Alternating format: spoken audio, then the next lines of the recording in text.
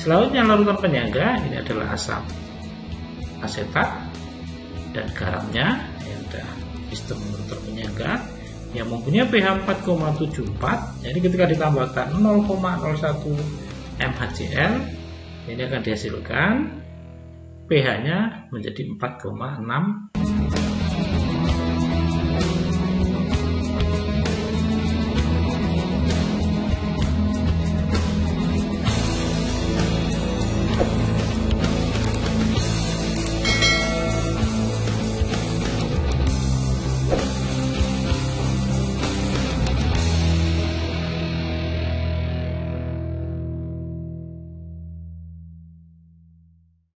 Assalamualaikum warahmatullahi wabarakatuh.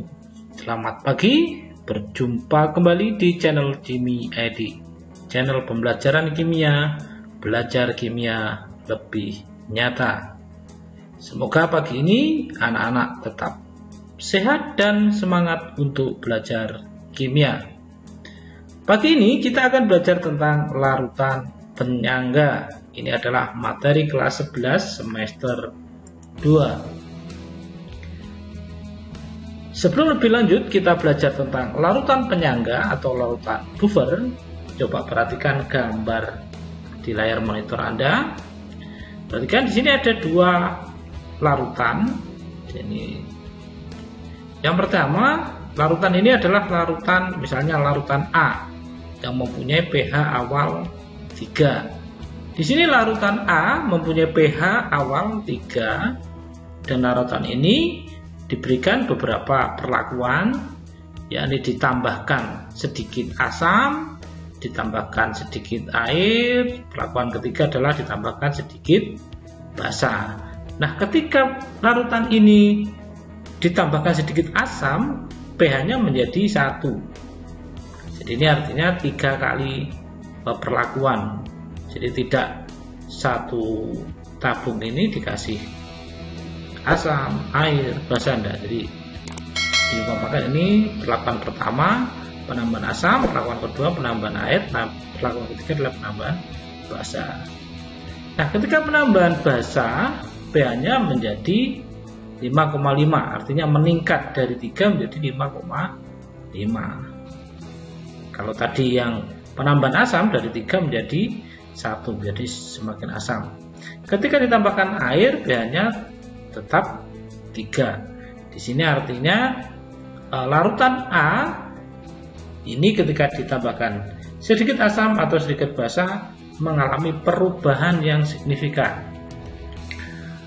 Selanjutnya kita perhatikan larutan B. Larutan B ini mempunyai pH awal 5. Nah, di saat ditambahkan sedikit asam, pH-nya mengalami penurunan. Penurunannya menjadi 4,9. Jadi ada penurunan 0,1. Selanjutnya ketika ditambahkan air dari pH 5 tetap menjadi 5, dan sedangkan ketika ditambahkan basa dari pH awal 5 menjadi 5,1. Jadi ada perubahan pH sekitar 0,1. Jadi perubahannya sangat kecil sekali. Nah, dari dua larutan A dan B ini bisa dikatakan larutan A ini tidak dapat mempertahankan pH ketika ditambahkan asam, basa, dan sedikit air. Sedangkan larutan B ini dapat mempertahankan pH, artinya ketika terjadi perubahan sangat kecil sekali. Ada penambahan sedikit asam, sedikit basa, ataupun penambahan sedikit air. Apa yang bisa kita katakan? Nah, sebagaimana judul dari pembahasan kali ini, larutan B inilah yang dinamakan larutan penyangga atau larutan buffer. Nah, lebih detailnya, dan larutan penyangga atau buffer merupakan salah satu larutan yang dapat menjaga atau mempertahankan pH-nya dari penambahan sedikit asam, sedikit basa, maupun pengenceran oleh air. pH dari larutan penyangga atau buffer yang tidak berubah atau konstan setelah penambahan sejumlah asam, basa, maupun air. Jadi larutan buffer juga mampu menetralkan penambahan sedikit asam maupun basa dari luar. Sehingga larutan buffer ini banyak dimanfaatkan dalam industri makanan kemasan, terutama yang kaleng. Nah, kita lihat sifat larutan penyangga. Tadi kita sudah mengetahui bahwasannya yang dinamakan larutan penyangga itu larutan yang dapat mempertahankan pH dari penambahan sedikit asam, basa, ataupun pengenceran. Dan kita lihat ini pada zat, ini satunya air suling, satunya air laut. Jadi ketika air suling yang punya pH 7, kita tambahkan sedikit HCl sekitar 0,1 mmol, kita masukkan, pH-nya berubah dari 7 menjadi 4. Jadi ada penurunan 3. Sedangkan air laut ketika pH-nya 8,2, ketika ditambahkan sejumlah mol yang sama, nah ini dari pH 8,2 hanya turun menjadi 7,6. Nah, ini bisa dikatakan bahwa air laut ini adalah larutan penyangga. Sifat larutan penyangga. Jadi sifat larutan penyangga sendiri itu kalau diidentifikasi, yang pertama mampu mempertahankan pH walaupun ditambah sedikit asam kuat maupun basa kuat. Pengenceran pada larutan penyangga tidak akan merubah pH. Semakin banyak jumlah molnya, maka semakin kuat juga dalam mempertahankan pH. Pada suhu yang tetap atau tidak berubah, nilai Ka selalu tetap. Campuran garam dan asam mempunyai pH yang stabil. Andai pH campuran terletak antara pKa-1 dan pKa+1. Nah, fungsi larutan penyangga atau buffer tadi sudah saya sampaikan.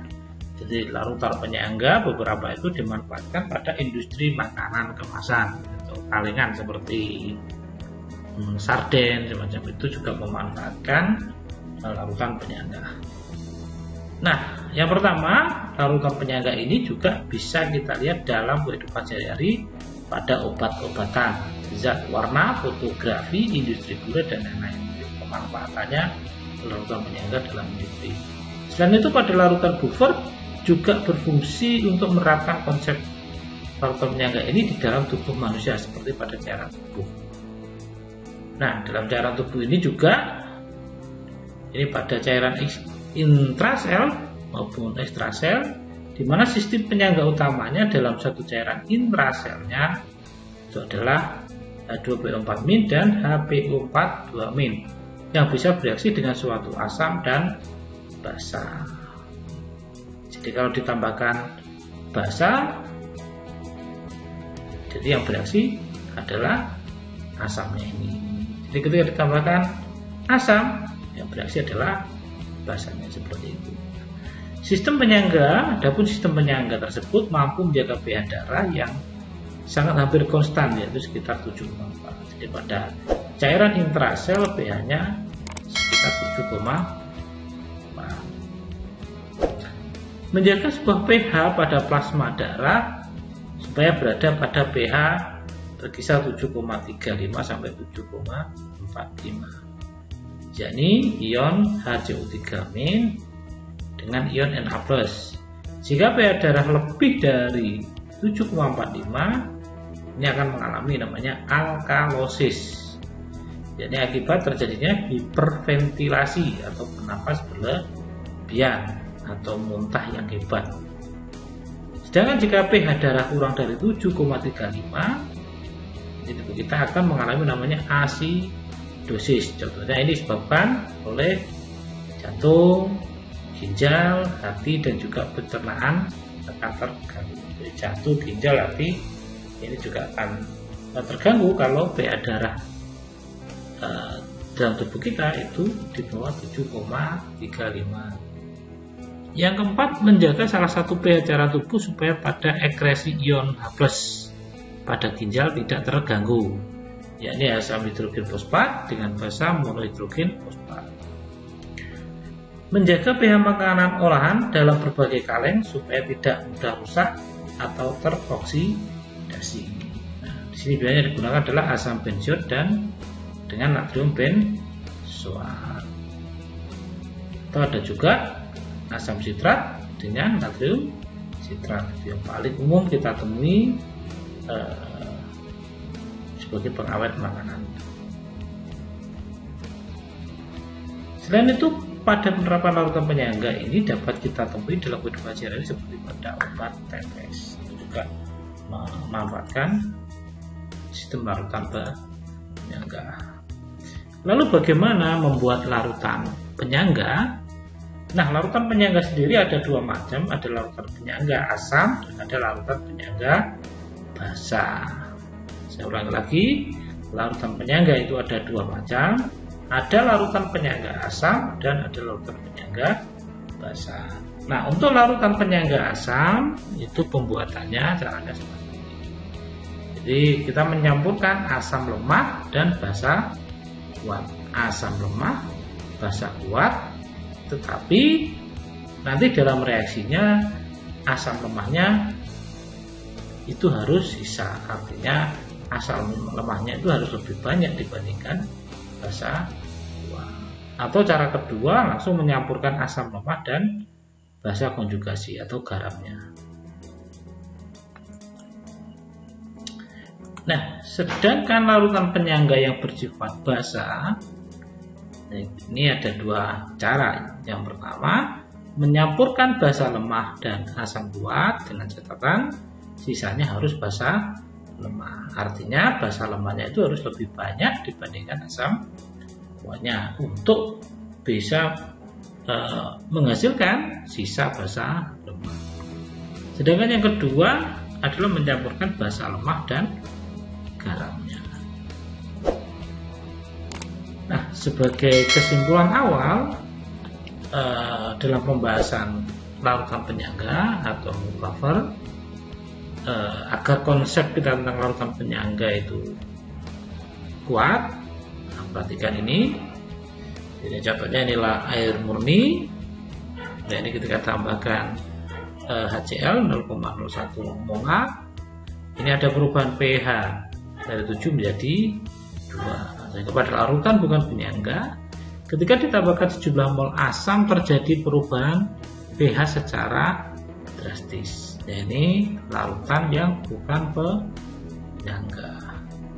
Selanjutnya larutan penyangga ini adalah asam asetat dan garamnya. Ini sudah sistem larutan penyangga yang mempunyai pH 4,74. Jadi ketika ditambahkan 0,01 mHCl, ini akan dihasilkan pH-nya menjadi 4,66. Artinya apa?